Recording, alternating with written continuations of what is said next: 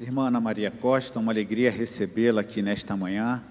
A irmã é uma querida nossa, conhecida entre nós. Muitos aqui passaram pela MIT, que é uma agência missionária preparatória para o envio de vocacionados para o campo missionário, principalmente povos não alcançados. Ela dirige esta instituição. A irmã Ana Maria é uma autoridade na oração. Quem já conversou com ela pode perceber ou percebeu a intercessão como um ingrediente essencial, fundamental no trabalho missionário que ela realiza. É uma autoridade na área de intercessão em nosso Brasil.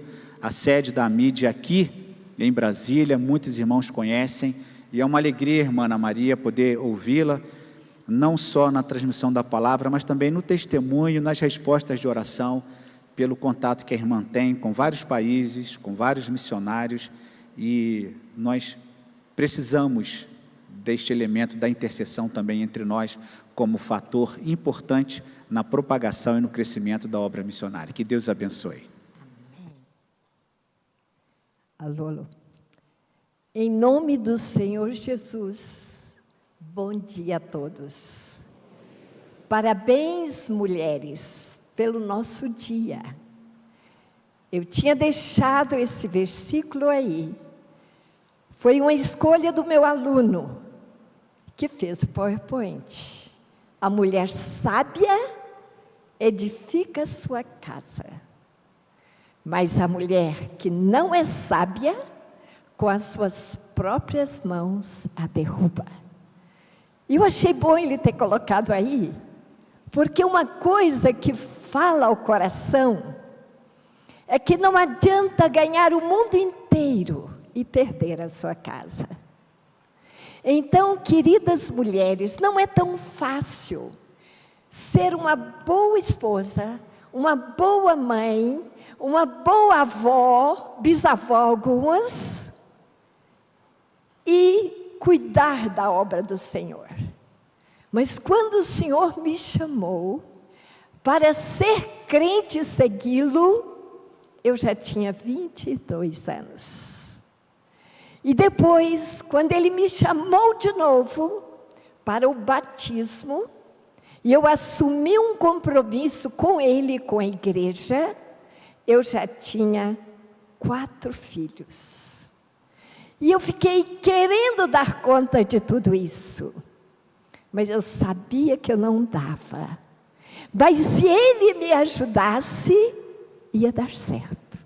E essa foi a minha confiança em Deus, de que era possível relacionar o ministério para o qual Ele estava me chamando. Primeiro foi o evangelismo, e eu me tornei evangelista da minha vizinhança, e onde eu passava, eu deixava uma Bíblia, e tudo que eu sabia de cor eram as 4 leis espirituais. Mas muitas pessoas encontraram Jesus através daquela coisinha tão simples, as 4 leis espirituais. Comecei a comprar caixas de Bíblia e então, queridos, distribuir na vizinhança. Dava as leis, as 4 leis e as Bíblias. E muitas famílias vieram para o grupo de oração que semanalmente se encontrava na nossa casa. E da nossa prumada do bloco, a gente convidava desde o último andar até embaixo. Deus levantou 3 grandes líderes, que foram destaque, e que ninguém esperava. Foi chamado da turminha do futebol, que jogava debaixo do bloco. Olha o que Deus pode fazer quando a gente ora. Mas nós mudamos para o Parkway. E lá no Parkway não tinha nenhuma igreja, só um centro de umbanda. E nós trabalhamos o evangelismo com o nosso caseiro e seus 2 sobrinhos, eles se converteram. Começamos a visitar as casas e convidar o povo. Mas a mulher que era minha faxineira era mãe de santo do centro. E ela se converteu. E com ela vieram os filhos, depois os sobrinhos, depois os amigos. Nasceu uma igreja no nosso salão de festas. E que surpresa! só ficou o pai de santo, seu Valdir. E um dia ele foi lá em casa, eu evangelizei o seu Valdir, uma mulher leiga, com 4 filhos pequenos, um marido maravilhoso e um Deus tremendo, que usa os pequenos, porque Ele é grande. Hoje é uma igreja que está ali pertinho do Núcleo Bandeirante, e quando fez 25 anos, eles me convidaram para pregar no aniversário da igreja.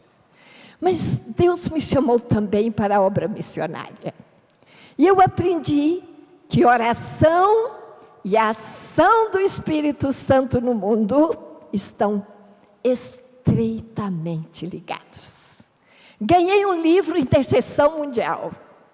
Não sei quem conhece, mas cada dia ele traz um país, com todos os povos que estão dentro daquele país, e com a situação espiritual de cada povo. E então a gente ora por cada povo individualmente. E eu estava trabalhando junto com a Esther Ruth, muito amiga do nosso pastor, e nós distribuímos caixas do Intercessão Mundial, desde Belém do Pará até lá na divisa com o Paraguai e Uruguai, na Foz do Iguaçu. Foram centenas e centenas de caixas daquele livro, despertando as mulheres para se dobrarem diante de Deus em oração, por cada povo não alcançado, para que Deus levantasse missionários que fossem até lá, e levantasse igrejas que os apoiassem.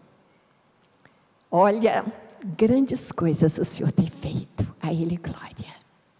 Eu queria então, queridos, com muita alegria, apresentar o meu marido, esse companheiro maravilhoso, 57 anos de casamento. Orlando, pode ficar de pé, por favor, querido. Esse é meu mais próximo intercessor. Deus tem levantado o Orlando. Eu digo, lá em casa, você dá todas as ordens. E eu procuro obedecer na medida do possível. Lá na missão, a Ana Maria administra. E Deus tem abençoado sobremaneira. Hoje estamos trabalhando na Guiné-Bissau. Lançamos 2 novos testamentos traduzidos na língua este ano. Trabalhamos com 9 etnias, algumas islâmicas, outras animistas. Lá no Senegal, nós trabalhamos com muitos muçulmanos. Temos 2 equipes lá. Lá no Benin, nós temos uma equipe, e eles trabalham com a formação de líderes nativos.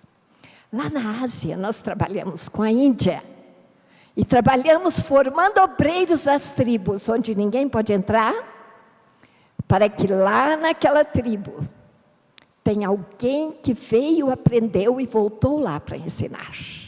E assim, muitas igrejinhas têm nascido na Índia, como resultado desse trabalho. O líder é indiano, ele veio, passou uns meses conosco, foi recebido como missionário da mídia e voltou. É o nosso missionário na Índia. Trabalhamos com o Nepal há alguns anos, e hoje estamos focados no Japão, numa parceria com a Igreja Batista de Salvador.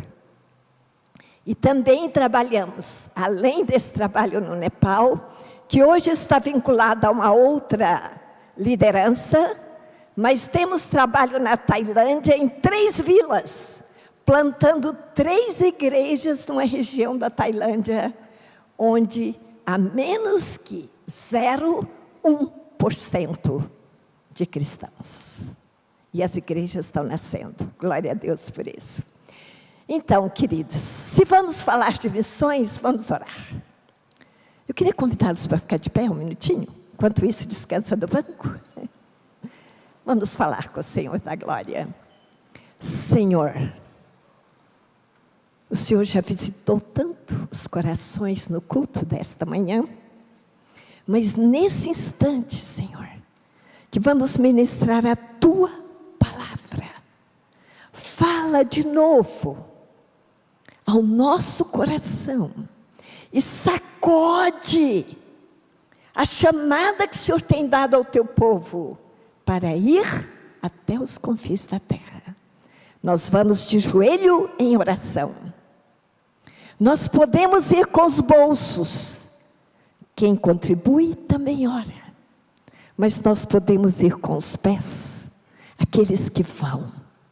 Ajuda-nos, Senhor, a consagrar as nossas famílias e pedir: chama meus filhos, Senhor. O Senhor chamou 2 dos meus. Chama meus netos, Senhor. Leva da minha família. Nós nos sentiremos honrados em ofertar ao Senhor filhos, netos, sobrinhos, para ir aos povos não alcançados, levar essa palavra maravilhosa, que transforma vidas, que transforma famílias, que transforma nações. Fala conosco, Senhor. Espírito Santo, age no nosso meio agora. Em nome de Jesus, o amado de nossa alma. Amém. Os irmãos podem assentar. Oração e ação do Espírito Santo no mundo. Queridos, eu queria lembrar um pouquinho, deixa eu ver a hora para eu não passar, que Jesus veio a este mundo. Ele viveu entre nós, foi rejeitado pela grande maioria, aceito por alguns. Ele foi crucificado, mas não ficou morto. No 3º dia, ele ressuscitou. E depois de ressuscitado, ainda ficou 40 dias aqui na terra, comendo com seus discípulos, relembrando tudo que ele tinha ensinado. E depois de 40 dias, ele deu uma ordem e subiu. Queria lembrar esses fatos, porque missões têm tudo a ver com isso. Eu sei que vocês já sabem, eu também já sei, mas cada vez que eu penso nisso de novo, o meu coração fica aquecido. É minha expectativa que os nossos corações sejam aquecidos nesta manhã. E o texto que eu queria lembrar é que no dia que Jesus foi sepultado, olha, as mulheres foram as primeiras a ir visitar o túmulo. Só que quando chegaram lá, tinha uma surpresa enorme. O que aconteceu? Um anjo desceu, houve tremor na terra. O anjo tinha o aspecto de relâmpago. Mulher, pense você olhando para isso. Lá estava Maria e Maria Madalena. E aquele anjo tinha as vestes brancas como a neve. E ele tira a pedra do túmulo, se assenta sobre ela. E as mulheres chegam apavoradas. E ele diz: não temam. Se vocês estão buscando Jesus, que foi crucificado, ele não está aqui, já ressuscitou. Vai e diga aos seus discípulos que ele está indo adiante deles, lá para o monte da Galileia, que ele vos designou. E quando elas, cheias de alegria, entusiasmadas, viram correndo para contar aos discípulos, o próprio Jesus, diante delas. Imagina a mulher, essa surpresa.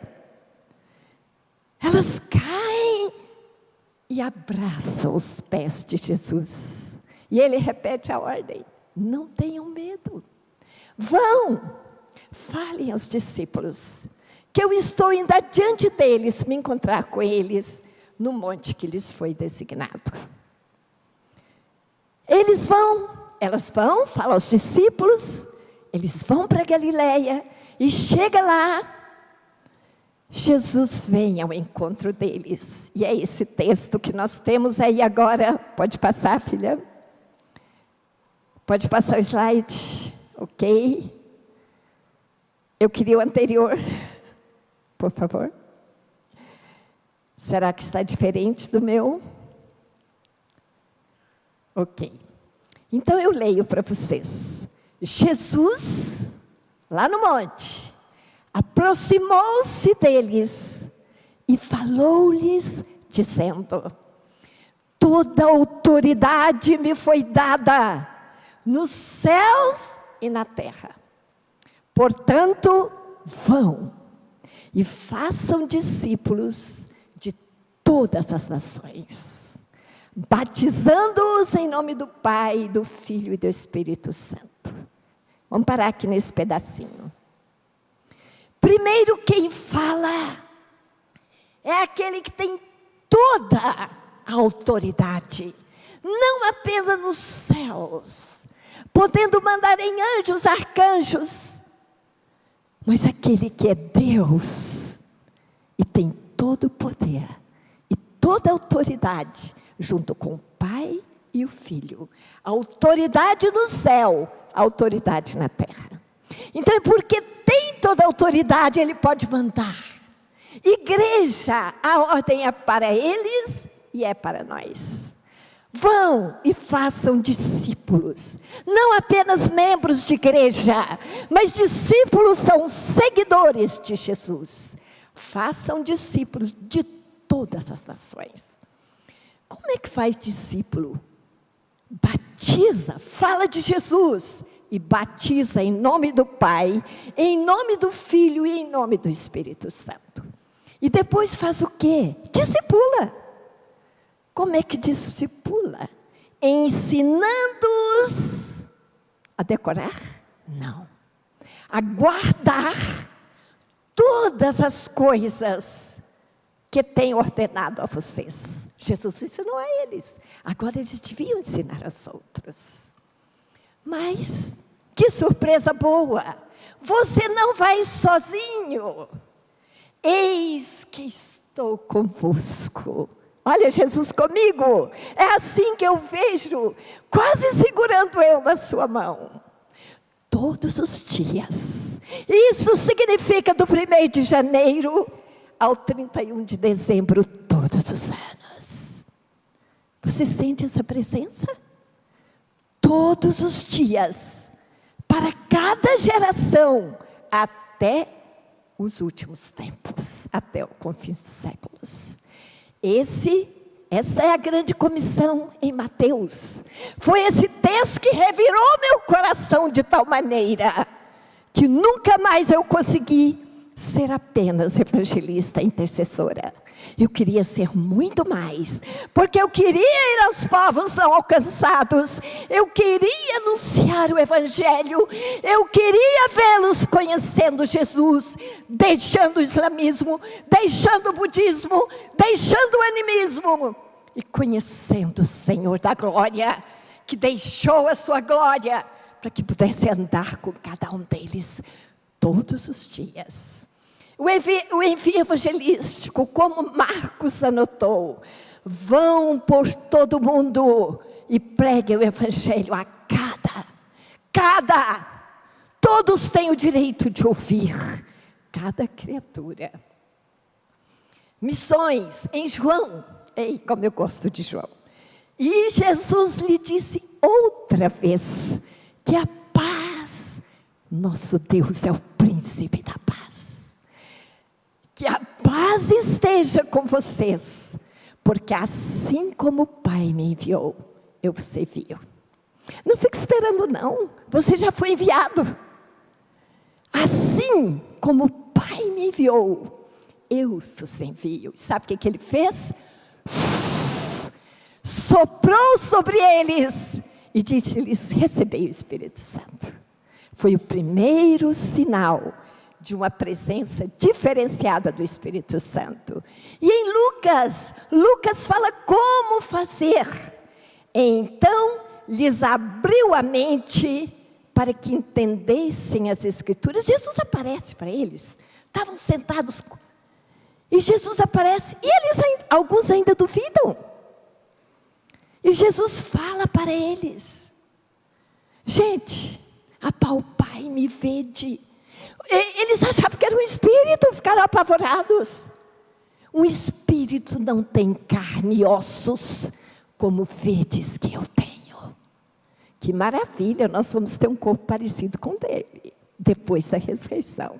Aleluia! Isso é maravilhoso. E Jesus fala mais. Era necessário que tudo acontecesse. Ele tinha que passar pela morte, mas ele ia ressuscitar, porque tinha que cumprir tudo que estava escrito na lei, nos profetas e nos salmos. E foi exatamente isso que Jesus viveu naqueles dias. Mas Jesus então fala, isto era necessário. E aí os olhos dele se abrem, a mente se abre. Gente, tem um dia em que Deus nos visita e nós descobrimos se realmente nós já nascemos de novo. Porque há um risco de ficarmos na igreja anos sem ter nascido de novo. Ser filho de Deus, ter um relacionamento pessoal entre você e Ele. Interessante isso, viu? Assim está escrito que o Cristo tinha de sofrer, ressuscitar dentre os mortos ao terceiro dia, e que em seu nome se pregasse arrependimento para remissão de pecados. Se o meu povo se arrepender, sem arrependimento, não há perdão de pecados. Se o meu povo se arrepender, se humilhar, orar e buscar a minha face, vida de oração, e se converter dos seus maus caminhos, eu ouvirei do céu. 2 Crônicas 7,14. Perdoarei os seus pecados, não importa quão obscuro seja. Deus está pronto a perdoar. Isso nós anunciamos. Ah, Jesus, e que em seu nome se pregasse arrependimento para remissão de pecados a todas as nações, começando de Jerusalém. Nós aqui hoje somos testemunhas destas coisas na nossa geração. Que grande privilégio, mas que grande responsabilidade também. Eis, em Lucas ainda, eis que envio sobre vós, olha a relação com o Espírito Santo, a promessa de meu Pai. Permaneçam, pois, na cidade, era Jerusalém, até que do alto sejam revestidos de poder. E o desafio global vem depois, naquele período, depois da ressurreição. 40 dias comendo com eles, e no final dos 40 dias, Jesus então vai dizer a eles assim, foram as últimas palavras dele aqui na terra: mas vocês vão receber poder, ao descer sobre vós o Espírito Santo, e sereis minhas testemunhas. Gente, quem recebeu o Espírito Santo não aguenta ficar com a boca fechada. Dobra os joelhos, abre a boca, vive e compartilha o Evangelho. Ao descer sobre vós o Espírito Santo, e sereis minhas testemunhas. Onde? Ali no seu bloco, ali na sua vizinhança. É a sua Jerusalém. Mas não fique só lá. Escreva cartas para os que estão longe. Manda um zap. Faz contato. Jerusalém, Judeia e Samaria, todo o Brasil. Mas não chega. Você conhece alguém fora? Manda uma mensagem. Até os confins da terra. Só que tem lugar que não tem jeito de mandar nada. Tem que mandar missionário para ir até lá, fazer amizade, aprender a língua e pregar o Evangelho e plantar a igreja com uma semente de multiplicação. Vou contar uma historinha para vocês. Lá na Guiné-Bissau, tinha um feiticeiro tão respeitado que vinha gente lá da Europa encomendar trabalhos para o Agã, maior feiticeiro da região. E esse homem, nós começamos um trabalho na aldeia. Primeiro dia que nós chegamos lá, era uma roda imensa de macumbeiros, todos eles são voltados para aquilo. Não tinha ninguém que não era. E o feiticeiro passava jogando água benta. Eu até dei um passinho para trás, que eu não queria água benta. Muito interessante. Eu olhei e falei assim, Deus, será que tem jeito? Será que tem jeito? Mas no meu coração havia nada impossível que crer. E nós mandamos o primeiro missionário. Depois um casal de missionários batistas, Timóteo Bachmann e Avanilde. Casalzinho maravilhoso. E esse Wagã não gostava muito da gente, não. Toda vez que eu ia lá, eu visitava ele. Só que, um dia ele adoeceu. Ele tinha tantas guias no braço, e colares aqui com cores diferentes, eu não sabia. Cada guia e cada colar era um poder. Então ele tinha muitos poderes e 3 balobas, 3 terreiros. Esse homem adoeceu, muito grave, com as doenças nas pernas. E os filhos tinham que pagar aos todos os irãs que ele servia uma oferenda, se encontrasse ele morto. Ninguém queria encontrar ele morto. Tinha que dar uma vaca, tinha que dar uma cabra, uma galinha, muitas coisas. Gente, fizeram uma cabaninha lá no meio do mato, botaram uma botija d'água e um pouco de comida, falou, senhor, fica aí, porque o Irã lá é demônios.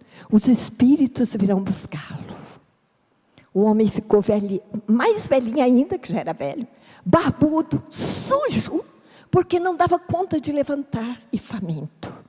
O casal de missionários, Vanilde e Timóteo Bachmann, foram até lá. Coitado do Wagã, deram um banho nele, fizeram a barba, deu remédio, mingauzinho boca abaixo. O homem ficou bom. Sabe o que ele contou para eles? O dia que ele recebeu Jesus como seu Salvador. Você vai encontrar ele lá no céu, e eu também. E nós vamos dizer, glória a Deus pela vida do Wagã. Ele disse, quando eu tinha 20 anos, eu tive um sonho com um homem de branco, com uma coroa de espinhos na cabeça. E ele disse, olhou para mim e disse, segue-me. E eu disse para ele, não, eu tenho 3 balobas. E não foi. E eu segui os irãs. E o que eles me deram no final da vida? Fome, desprezo. E o homem de branco está com vocês. Vocês vieram trazer esperança para mim. Eu quero esse Jesus.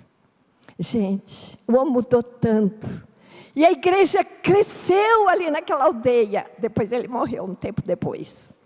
Está no céu. Nós vamos encontrar com ele lá, se Deus quiser. E nós formos para lá. Com certeza estaremos juntos.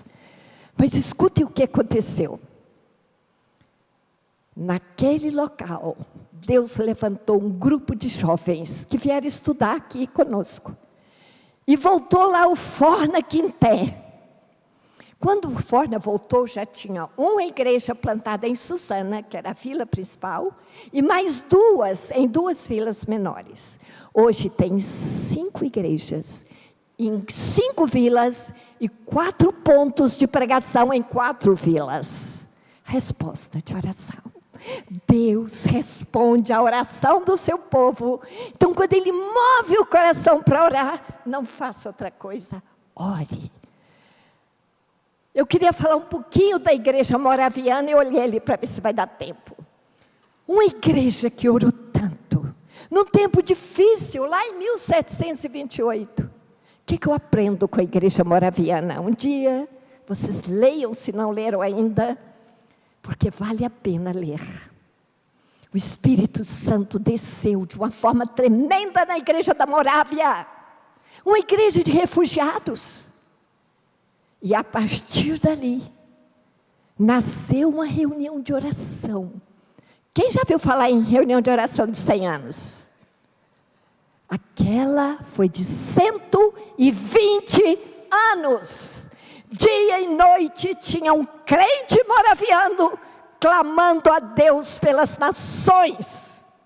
E eles enviaram missionários com aquela pequena igreja para a Alemanha, para a Inglaterra, para os Estados Unidos e muitos outros lugares. Resposta de oração.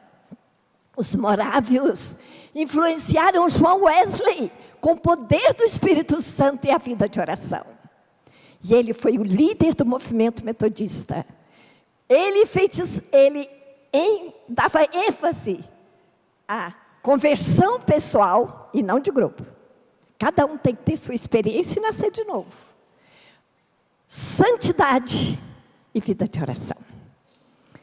Esse ambiente de avivamento influenciou William Carey, missionário batista inglês na Índia, conhecido como pai das missões modernas. Gente, William Carey impactou o mundo com a sua experiência missionária. É algo maravilhoso. Leiam a vida de William Carey. Oração e avivamento missionário no mundo. O Espírito Santo está trabalhando aqui, ali e além. Mas ele responde à oração do seu povo. Pode passar aí um pouquinho, filha? Um despertamento missionário alcançou a Coreia do Sul em 1947. E foi até 1965 uma expansão imensa. E chegaram resquícios desse avivamento no Brasil. Em 1974, o Congresso de Lausanne, organizado por Billy Graham, gente, trouxe um desafio imenso para a necessidade de enviar missionários aos povos não alcançados. E isso influenciou o Brasil também. A CEPAL programou junto com a liderança brasileira um congresso em 87, chamado Comiban. Ele já existe, mas foi em São Paulo. Eu era crente nova, mas eu estava lá. E que alegria que eu senti em ver gente do mundo inteiro naquele congresso. Eram mais de 2.000 pessoas ali em São Paulo. Eu crente nova, de 9 anos.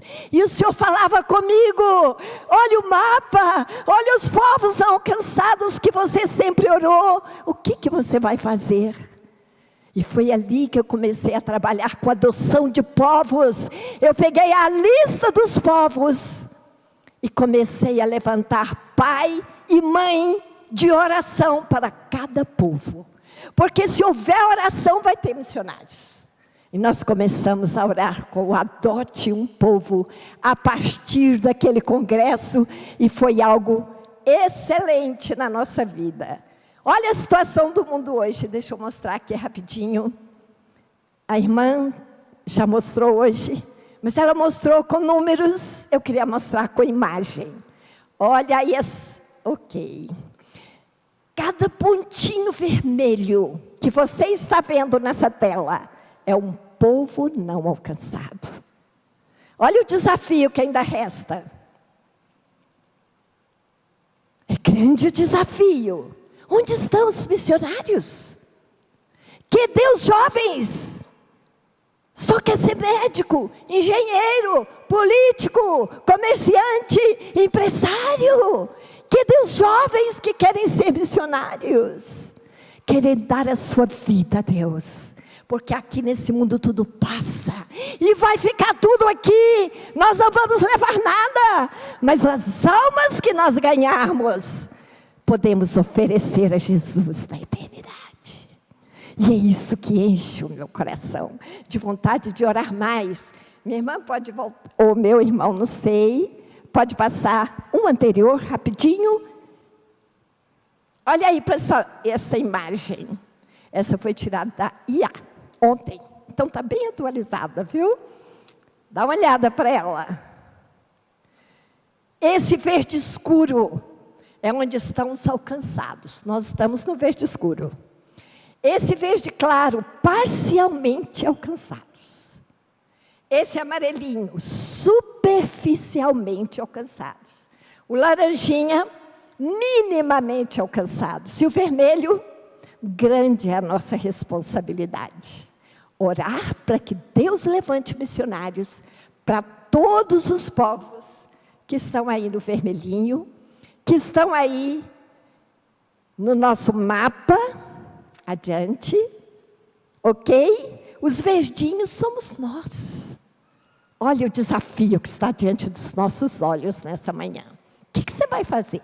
Você vai adotar um povo, começar a orar, e Deus pode chamar seu filho, chamou o meu, para ir para o outro lado do mundo. Hoje lá tem uma netinha que eu não conheço, mas eu vejo na internet, graças a Deus. Mas que maravilha, está lá plantando igrejas. E tantos outros estão lá, e eu me alegro com isso. Nós temos ainda os povos de fronteira. Os povos de fronteira são aqueles que estão pertinho de outro povo, onde o evangelho já chegou, ou tem só um pouquinho. Esses povos têm menos que 0,1% de cristãos. Praticamente nenhuma presença do evangelho. Mas se Deus mover aqui hoje, gente, deve ter mais de 300 pessoas aqui hoje, talvez 400 ou 500. Se cada um adotar um povo e começar a orar, Deus vai levantar um missionário que vai até lá e vai compartilhar o evangelho, vai viver Cristo o melhor que puder, para que eles vejam Cristo em sua vida. Vai plantar uma igreja, e essa igreja vai multiplicar, e essa multiplicação vai fazer do povo um povo alcançado. Onde há oração, o Espírito se move. Onde o Espírito se move, a chance é muito grande dos povos serem alcançados. E eu queria então concluir. Após cada grande ação, vocês podem ler esse texto comigo? Passe o último, por favor, querida. Na realidade, ok? Leiam comigo. Após, não outro. Anterior. Está escrito conclusão. Fechou? Ok, então aguardem um pouquinho. Vai achar lá onde é que está escrito conclusão, tá bom? Após cada grande ação do Espírito Santo nos avivamentos, as forças do inferno se levantam. O inimigo contra-ataca. Muitos crentes mornos ficam frios. Deixam de orar, porque a gente acostuma tanto com a glória, sabe? E às vezes perde aquele foco de prioridade. O encontro pessoal com Jesus em oração. Ah, Jesus, nos ajuda. Deixam de orar. Perde o foco daquilo que Deus está fazendo no mundo. Mas a missão ainda não terminou. A grande comissão precisa ser completada. Ainda existem muitos povos que precisam ouvir o evangelho para que a grande comissão seja cumprida. Gente, Jesus está voltando. Você liga o celular, tem um monte de gente falando que Jesus está voltando. Mas o que está faltando? Vou falar um versículo de cor para vocês, aqui não está na pauta. E cadê a Bíblia? E este evangelho do reino, não é outro evangelho, é este, será pregado a todas as etnias. Isso significa cada povo, cada tribo, cada língua, cada nação. E este evangelho do reino será pregado a todas as etnias para testemunho. Eles precisam ver e ouvir para testemunho a todas as nações. Então virá o fim. Que maravilha quando Jesus voltar, né? Então vamos preparar o caminho. Precisamos ir. A história nos mostra que os grandes movimentos missionários sempre nasceram de joelhos dobrados em oração. Oração perseverante, oração fervorosa ao Deus único e verdadeiro, para que todos os povos o adorem. Peça-me, disse Deus ao Filho, que habita em nós pelo Espírito. Pede-me, e eu te darei nações por herança, e até os confins da terra para tua possessão. Precisam adorar a Jesus. Mas como vão adorar alguém de quem nunca ouviram falar? Na sua língua não tem nada. E como virão se ninguém for até lá pregar?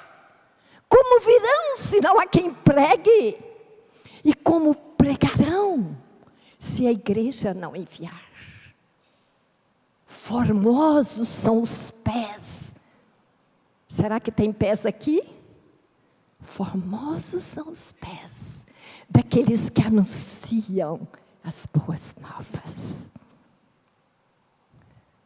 Hoje eu trouxe filho povo. Quem sabe? Eu não tenho para todos, mas tenho para quase todos. Pode ficar de pé um minutinho? Olhem para cá. Quem está projetando, projeta a última imagem, por favor. Não é esta, é a última. No finalzinho. Algum problema com a projeção? Mais, pode ficar de pé, por favor. Mais um. Vai passando, é o último. Não deu. Então você vai repetir comigo, a não ser que ele ache. É o pacto de adoção. Digam comigo. Crendo que Deus está me oferecendo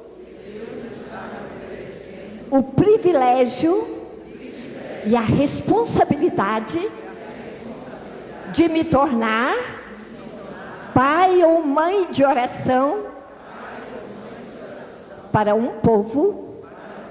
Assumo diante de Deus o compromisso espiritual de orar sistematicamente até que este povo tenha a Bíblia em sua língua e uma igreja forte, saudável e multiplicadora. Aqui tem o nome do povo e do lado o que você vai orar. Gente, isso é tão maravilhoso. Pegar esse pactozinho, eu já dei um para o pastor. Já dei um para o outro pastor também. Pegar esse pactozinho como filho do coração e começar a orar por ele. E Deus vai fazer uma obra maravilhosa. Só lá no céu nós vamos ver a colheita. Qual a resposta de Deus às nossas orações? Você vai orar depois para que as igrejas se mobilizem para alcançar o seu filho povo.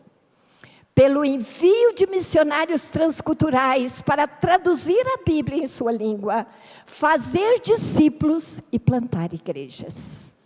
Pela salvação do seu filho povo, que ainda não conhece Jesus. Pelo nascimento de uma igreja evangélica multiplicadora no meio do povo. E você tem o nome do povo, o país onde ele está e a população daquele povo. Embaixo, nós temos um canhotinho. Aí você preenche com o seu nome, o seu telefone e o seu e-mail. Mas não é para encher sua caixa de coisas, de propaganda. Não. A gente pega esse canhotinho, viu, meu jovem? Faz dele um cartãozinho pequenino com o seu nome e o nome do povo. E fica lá na sala de oração da AMID. E todos os dias, antes de entrar para a aula, os nossos alunos, cada um ora por um pai de povo ou uma mãe de povo, para que você viva muito e ore com fidelidade para que o seu filho povo seja alcançado. Isso é bom para você, mas é bom para os alunos, porque também eles oram pelos povos. Pai querido, olha essa igreja linda. Enquanto eu olhava para eles, eu me lembrava das igrejas das tribos, que eu tenho visitado muitas vezes. E eu pensei, Deus, Passa o teu cajado aqui, qual a ovelha que o Senhor já separou para os povos não alcançados desde antes da fundação do mundo. Passa o teu cajado nos vocacionados que estão aqui hoje e chama-os de uma maneira como o Senhor me chamou, que nada podia impedir a caminhada. Seria só o não do meu marido, mas ele disse sim. Se Deus está falando, você pode ir. Eu nunca fui para ficar, mas nós levantamos uma escola de missionários aqui em Brasília. E agora estamos abrindo um em Goiás, para treinar todos aqueles que querem ir para os povos não alcançados. São 3 anos. O Senhor sabe, formamos bacharel em teologia e missiologia. E eles saem prontos para o campo transcultural, para apressar a tua vinda. Abençoa essa igreja. E aqueles que vão poder adotar um povo, que fiquem de pé. E os que não podem, ou não foram tocados para isso, nenhum problema, pode se assentar nesse momento. Em nome de Jesus, amém. Quem vai adotar um povo já tem. Senta, por favor. Quem vai adotar agora, fica de pé. Sara, pode trazer os povos para distribuir. Estão ali. Quem quer adotar um povo hoje? É o único filho que os solteiros devem ter. Enquanto ela distribui, deixa eu contar uma historinha rapidinho. A Thaís é minha nora. Ela tinha 6 anos quando ela foi chamada para missões. E olha bem, agora ela está lá do outro lado do mundo, trabalhando numa tribo. Ela começou adotando um povo em oração. Eu estava distribuindo, isso há uns 20 anos atrás, os povos da igreja da mãe dela. E ela puxou a minha saia e disse: tia, eu quero um povo. Falei: você é muito pequena, Thaís. Ela falou assim: mas eu oro. Aí eu falei: então chama a sua mãe. Se ela falar que vai te lembrar, eu deixo você adotar um povo. Lá vem a Tirza, era a mãe dela, era a minha coordenadora da rede de oração no Mato Grosso. Falou assim: não, pode dar para ela, se ela não orar, eu oro. Olha, gente, 15 anos se passaram. E ela veio aqui na mídia e disse: Ana, orei pelo meu povo todos esses anos. A minha mãe não orou pelo dela até hoje, não, mas eu orei pelo meu. E agora eu quero ser missionária no meu povo. Gente, isso é coisa que só Deus faz. Só que quando nós chegamos lá para enviar a Thaís, o povo tinha sido tombado. Não podia entrar nenhum estrangeiro. E eu levei ela para a Tailândia comigo, porque eu estava indo já. E ela ficou tão triste.